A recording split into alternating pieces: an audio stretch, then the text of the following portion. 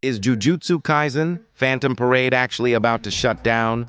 You've seen the charts, you've seen the comments, and you've definitely felt the content slowdown on global. Today I'm going to walk through every real signal we have. The global content pause, the JP sync confusion, the mysterious PC client announcement, Bilibili's 2025 gaming performance, and the revenue trackers, and then I'll give a sober risk outlook. Next 90 days, next 6 months, and the next 12 months. No panic, no copium, just receipts, context, and a verdict. Here's how we'll judge EOS soon. 1. Official posts and maintenance notes, because companies say a lot by what they don't say. 2. Platform moves, like launching a PC, client, or cross-save, because that costs time and money. 3. Publisher-level incentives. If the company's gaming segment is up, they usually try to stabilize, not sunset. 4. Revenue trackers like GachaRevenue, useful for trends, not for exact numbers. 5. The classic EOS playbook, the telltale signs that always appear before a shutdown. Let's start with the pain point. Global feels light on new content. Fewer hyped events, longer gaps, and not much sizzle in patch notes. A lot of players expected the global, scheduled to eventually sync with JP. But here's the key. Was a true, permanent one-to-one sync ever officially promised? I'm not seeing a formal pledge. What I see is community expectations built from comparisons and creator talk. So what's likely happening? Global is pacing. That could be due to localization bandwidth, licensing windows, or simply trying not to burn the backlog too fast. Slower cadence is not the same as abandonment. It's maintenance mode light. Annoying? Yes. But it's not an automatic red flag for EOS. Real drought looks like minimal banners, no marquee events for months, and patch notes that are basically bug fixes with zero engagement hooks. If you still see routine maintenance posts, limited time events, and social updates, the game is being carried, maybe at a reduced cadence, but carried nonetheless. Companies do this when they're trimming costs while searching for a better beat to re-engage. Now, the spicy topic, the PC client. The global side has teased or posted about a PC client on their own site. Meanwhile, there's confusion about JP's situation. Viewers have asked, why would global get a PC client when JP doesn't? Or isn't JP the region that should lead? Here are credible reasons why global might move first on PC. Even if JP seems quiet right now, marketing leverage, a global PC client is a headline. It creates a comeback beat for lapsed players. Comeback? Play on a bigger screen, keep your account. Weigh math. If user acquisition on mobile is getting pricey, PC can open a new funnel with different ad inventory and lower CPIs. Cross-save lock-in. Once you sync accounts across platforms, churn goes down. That's a retention investment, not a shutdown step. Platform partner timing. If global is self-distributing PC through its own site, they can launch when they want, without a storefront partner schedule. Regulatory and licensing differences. Global rights, anti-cheat packages, and privacy requirements differ by region. Sometimes the easier legal route launches first. Bottom line, you don't spin up a PC client if you plan to sunset in a quarter. PC is heavy QA, heavy support, and implies a roadmap. I hear you. If the PC info lives on the publisher's own site and not a third-party store, it can feel shaky. But that still means engineering hours happened.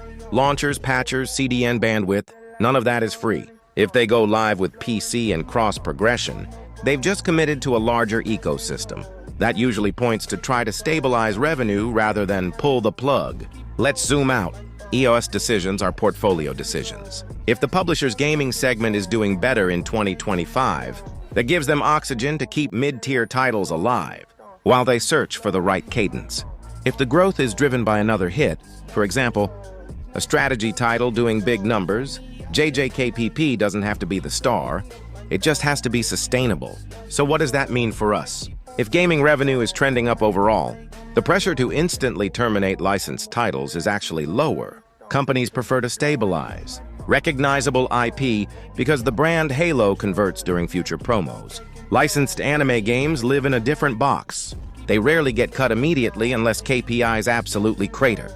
Why brand optics? IP owners want steady representation, and publishers like having a door into that fan base. A slow cadence with periodic tie-ins to the anime's media. Cycle is often preferable to a messy shutdown headline. GachaRevenue and similar trackers are estimates derived from mobile storefront data. They are superb at showing trends, up, flat, down, but remember 3 caveats. 1. They don't include PC revenue. If a PC client launches and performs, mobile-only charts won't capture it. 2. They get revised. Early monthly data can wiggle. 3. A slow patch month depresses revenue, even if the next month rebounds with a big collab. So yes, you may see red arrows and month-over-month declines. Treat that as a yellow light, not a stop sign. App Store and Google Play ratings are soft but serviceable for a licensed RPG. Reviews complain about cadence and grind, which is fixable with Cole. Patches, catch-up mechanics, double drop windows, and better pity timing. If the PC client lands with cross-progression, expect a small sentiment boost simply because people love bigger screens and stable frame rates. Let's rapid fire through a bunch of signals people ignore. 1. Active socials and maintenance notes. As long as they're still doing routine posts and live ops, you're not in the classic shutdown lane. 2. Cross-platform investment. PC client work is expensive. You don't spend on launcher tech if the plan is to quit now. 3. Licensor optics. It's Jujutsu Kaisen. Everyone involved prefers steady presence over dead game headlines. 4. Content backlog exists. JP has historically run ahead. Even if global is pacing, there's content to localize. 5. PC revenue is invisible in mobile trackers. A global PC launch could lift total revenue without moving the mobile chart much. 6. No currency shutdown signals. Before EOS, games halt paid currency sales or post-refund policies. If you don't see that, you're not at the end game. 7. Portfolio growth. If the publisher's games segment is up for 2025, they can afford to fix cadence. 8. Competition noise. New anime games, fresh releases, or seasonal hits can cause temporary dips. That's market noise, not destiny. 9. Roadmap communication gap. The community equates silence with doom. Sometimes the real fix is just a quarterly roadmap. 10. Update recency. If the app's still getting patches, somebody's clocking hours, that's operational evidence. 11. Creator programs and collabs. Any investment in creator outreach, offline events, or brand collabs suggests they're courting growth, not closure. 12. Server merges versus sunset. If population gets thin, a merge is cheaper than EOS, and many publishers do that first. Here are the red flags you always see before a shutdown. A public termination notice with a date posted across all official channels. Paid currency sales disabled or everything must go bundles. Refund and support FAQs pinned. Content freeze beyond bug fixes. Staff or studio transition posts. If you're not seeing these, you're not in the hard EOS lane yet. Next 90 days, low EOS risk. The talk around PC, regular maintenance windows, and continued social activity point toward stabilize and re-message, and not pull the plug. Next 6 months, low to moderate. If global doesn't re-accelerate content and the PC client doesn't convert lapsed users, revenue softness on mobile trackers will continue. Expect okay but not great months. Next 12 months, moderate. If cadence stays slow, competition eats more of the pie, and publisher priorities shift. Then the EOS risk climbs, not because the game is doomed, but because opportunity cost becomes the enemy. A roadmap and a couple of high-impact beats can still flip this. What global should do right now? Publish a quarterly roadmap that states the reality on JP. Alignment. Even if it's we're one patch behind on purpose. Run QOL parity with JP, stamina tweaks, token multipliers, skip tickets, faster pity. Anything that respects player time. Make the PC client the star, clear cross-progression, controller support, and crisp performance. Turn it into a relaunch moment. Tie banners to anime beats, season promos, movie news, or character drops that spike interest beyond the core. Offer bridge comp during lulls, crystals, tickets, and targeted returner bundles. Protect those storefront ratings. Bring back community trust with dev letters. Here's what's changing in the next 60 days. Revenue is down on the charts. It's over. Answer: charts are mobile only and lag content. Without PC counted and without a big collab, the line will look worse than the underlying potential. They promised JP sync and broke it. Answer: unless there's an official statement proving a 1.1 sync pledge, this is expectation management. Ask for a public roadmap, not a rumor refund. PC client is smoke and mirrors. Answer: even a web-distributed PC build requires engineering, QA, and support. Companies do not burn those hours to sunset immediately. Is JJK Phantom Parade ending soon? My read: no, not imminently.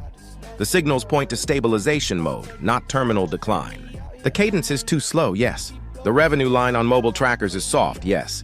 But the PC client talk, the continued maintenance, and publisher-level incentives all tilt toward give it another push. Could EOS happen in a year if nothing changes? Yes, if global doesn't pick up the pace, if PC doesn't move the needle, and if competition keeps siphoning players, then the math gets ugly. But there's still a path to keep this alive, and it starts with transparency and a couple of smart, player-first updates. If this video helped you separate the signal from the noise, drop a like so more JJK fans see it. Comment below with the exact receipts you want me to check next. Patch notes, social posts, revenue snapshots, and I'll pin an update. Subscribe for the follow-up where we review the PC, client rollout, and test whether cross-progression actually boosts retention. Good luck on your pulls, and I'll see you in the next one. Baby, I